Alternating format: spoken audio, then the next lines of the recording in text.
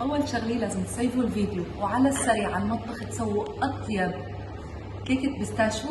الهشاشي، الطعم، اللون روعه يا جماعه ولا اشهى. راح اخفق البيض، راح اضيف شوي من الفانيلا وبرش ليمون،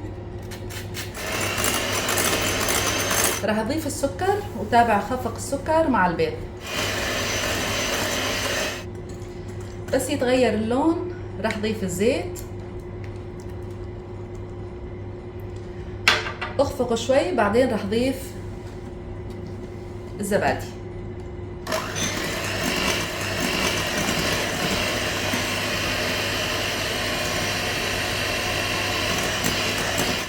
راح اضيف الحليب السائل مع ماء الورد،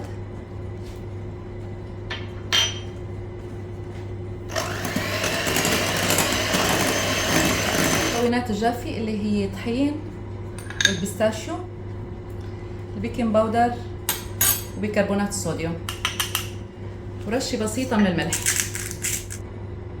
وراح اضيفهم على الخليط السائل.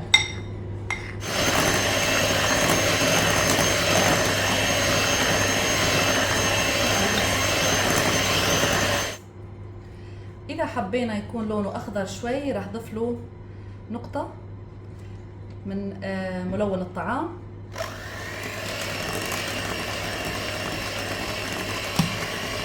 بقلب مدهون طحينية راح صب الخليط ويدخل على فرن حامي درجة حرارة 180 حتى يستوي. هذا من داخل الفرن. وهي كيكتنا بعد ما طلعت من الفرن، شوفوا ما شاء الله.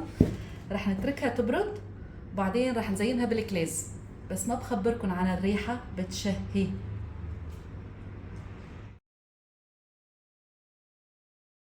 شوفوا شوفوا شوفوا شوفوا الطراوي، شوفوا الهشاشي، واو خطير، روعة 100%.